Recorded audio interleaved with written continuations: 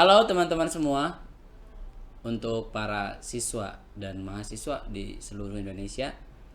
Bertemu lagi bersama saya Ajis Poji ya.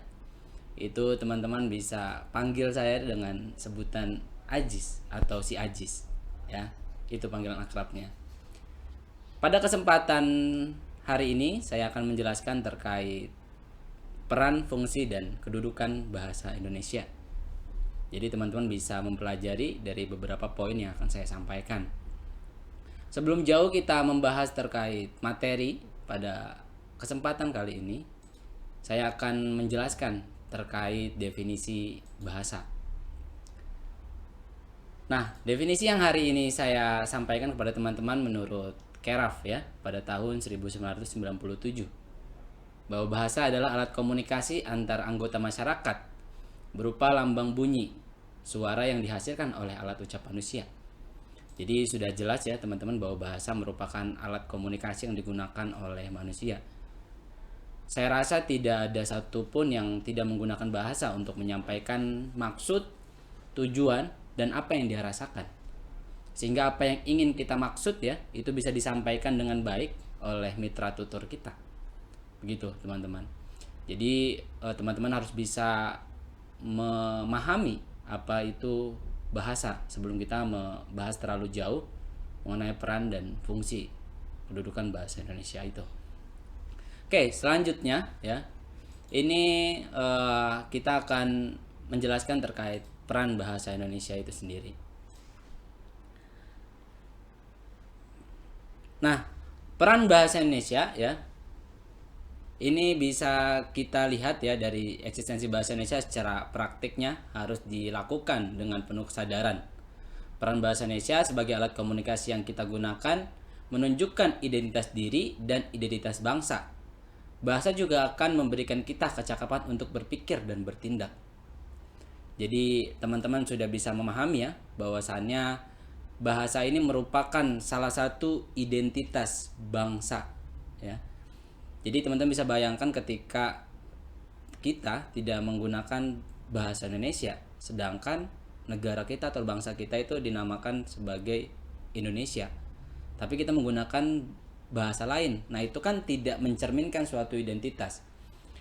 Jika ada ya dalam salah satu negara, kita anggap ada negara A ya, dia tidak memiliki bahasa, akhirnya dia meminjam bahasa dari bahasa Inggris. Tetapi kan orang itu mengenalnya bahasa yang digunakan itu adalah bahasa Inggris yang digunakan oleh orang-orang Inggris atau bangsa Inggris itu sendiri. Sedangkan dia memiliki nama negara yang berbeda. Nah, itu kan tidak mencerminkan suatu identitas bangsa. Ketika kita jumpai ya orang yang menggunakan bahasa Inggris itu, pasti kita akan menyimpulkan bahwa dia itu merupakan atau berasal dari warga Inggris ya. Padahal dia hanya menggunakan bahasa Inggris, tapi secara kedudukan dia bukan orang Inggris. Nah, berbanggalah hari ini kita sebagai warga negara Indonesia, kita memiliki suatu identitas berupa bahasa. Ini merupakan pengenalan ya jati diri kita dan jati diri bangsa. Gitu, teman-teman. Nah, selain itu juga ya, bahwa bahasa ini merupakan cara berpikir. Apa itu yang dimaksud dengan cara berpikir? Bahasa yang kita miliki, kemampuan dalam berbahasa itu akan merubah pikiran dan tingkah laku kita. Teman-teman mungkin pernah melihat ya, dari bahasa kita bisa melihat orang dengan pintar ya, ketika dia menyampaikan sesuatu hal, menyampaikan materi atau menyampaikan maksudnya. Kita bisa melihat si A dan si B dalam menyampaikan gagasannya. Semakin banyak orang menyimak, semakin banyak orang membaca ya, semakin banyak orang menulis, saya rasa itu akan meningkatkan kemampuan dalam berbahasa. Itu bisa diukur dari apa yang dia katakan. Semakin berbobot dan semakin bermutu apa yang diucapkan oleh seseorang itu ya, akan semakin baik dia dalam berbahasa. Itu ya teman-teman, itu mengenai peran bahasa ya, peran bahasa. Selanjutnya ya teman-teman, ini terkait di dalam bahasa Indonesia juga ya, bukannya kita mengesampingkan bahasa asing dan bahasa daerah, tapi dalam ketiga aspek yang bisa teman-teman lihat di layar kaca ya, Di situ ada bahasa daerah, bahasa Indonesia, dan bahasa asing. Jadi ketiga itu memang harus bisa kita kuasai, menyesuaikan dengan konteksnya, ya teman-teman, menyesuaikan dengan konteksnya. Jadi jika kita misalkan berkomunikasi dengan skala daerah, ya wajar-wajar saja rasanya untuk menggunakan bahasa daerah, gitu. Tapi jika kita misalkan berkomunikasi dalam satu ruang rapat yang memang orangnya berbeda-beda secara daerahnya, atau kita sedang ada di dalam suatu kelas yang memang orangnya pun bukan eh, satu daerah, ya, itu berarti kan kita harus menggunakan bahasa persatuan, ya, yaitu bahasa Indonesia, sehingga bisa menjadi penghubung, ya, antar bahasa-bahasa tersebut, begitu. Di perkumpulan-perkumpulan yang resmi mungkinnya rapat, terus juga ada kegiatan seminar dan lain-lain, kita harus menggunakan bahasa Indonesia sebagai bahasa persatuan, karena biasanya pesertanya juga dengan berbagai macam daerah yang mengikuti, dan dia juga tidak hanya menguasai bahasa daerah tertentu, ya. Kadang dengan banyaknya peserta itu berarti kan menandakan bahwasannya banyak juga, ya, variasi bahasa yang ditemukan di dalam peserta tersebut, sehingga, ya, kita sebagai orang yang menggunakan bahasa itu seharusnya mengetahui konteks dari persoalan tersebut, ya. Jadi tinggal disesuaikan dengan konteksnya. Adapun bahasa asing yang kita gunakan itu juga seharusnya bisa kita maknai, ya, dengan suatu perkembangan zaman hari ini. Jika bahasa asing atau bahasa yang sudah disepakati secara internasional, gitu kan, nah itu juga berarti harus kita pelajari sebagai respon dari suatu perkembangan zaman, ya, sehingga norma-norma atau suatu bahasa yang digunakan secara global itu dapat kita pahami juga, gitu. Tapi tak terlepas dengan konteksnya. Misalkan, ya, ketika kita berkomunikasi dengan orang yang berbeda agama, dengan orang yang berbeda negara, gitu. Nah itu kan kita bisa, ya, berkomunikasi dengan menggunakan bahasa asing tersebut, ya, bahasa Inggris atau bahasa yang lain, ya, yang diakui secara internasional. Nah itu menjadi penghubung, ya, dari persoalan seperti itu.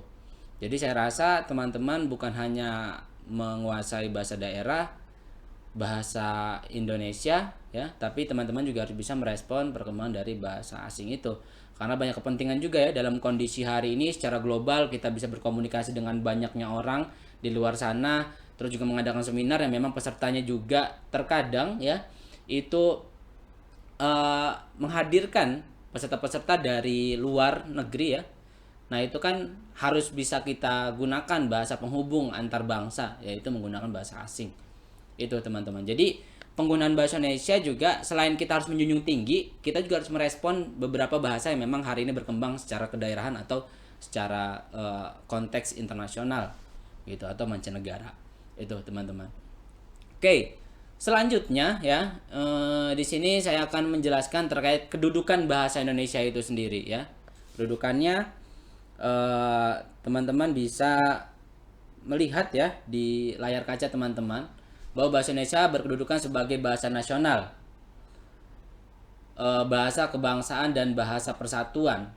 Selain itu, kedudukan bahasa Indonesia juga dikuatkan dengan produk politik dan produk hukum. Jadi ada dua tuh, ya, produk politik dan produk hukum kedudukannya. Coba kita lihat di produk hukumnya itu seperti apa. Oke, di sini sebentar teman-teman, di layar kaca teman-teman bisa terlihat, ya, di situ ada kedudukan bahasa Indonesia secara hukum itu ditetapkan, ya, atau dilegalkan pada Undang-Undang Dasar, ya, 1945, gitu. Secara hukum juga bahasa Indonesia memiliki legitimasi yang pasti. Pada pasal 36 Undang-Undang 1945, bahasa Indonesia berkedudukan sebagai bahasa negara. Dengan begitu bahasa Indonesia dianggap resmi menjadi bahasa negara Indonesia. Itu. Oke, kita tengok lagi di tahun-tahun sebelumnya, ya teman-teman, secara politis, ya, atau secara politik bahasa Indonesia juga ditetapkan pada Kongres Pemuda, ya, gitu. Nah, ini bisa teman-teman lihat, ya. Bahasa Indonesia berkedudukan sebagai bahasa nasional sejak diikrarkan Sumpah Pemuda pada tanggal 28 Oktober 1928. Nah, itu teman-teman. Itu teman-teman. Jadi ini secara politiknya di sini ya. Kala itu di situ banyak perkumpulan para pemuda ya seperti Budi Utomo, PPI, terus juga Jong Java, Jong Sumatera dan lain-lain. Nah, itu berkumpul dan mengikrarkan suatu sumpah ya dalam Kongres Pemuda yang kedua ya di tahun 1928. Poin Sumpah Pemuda sebetulnya sudah saya jelaskan di pertemuan kita yang kemarin ya. Jadi teman-teman bisa mereview kembali apa yang saya sampaikan di peringatan Hari Sumpah Pemuda. Nah, itu. Oke.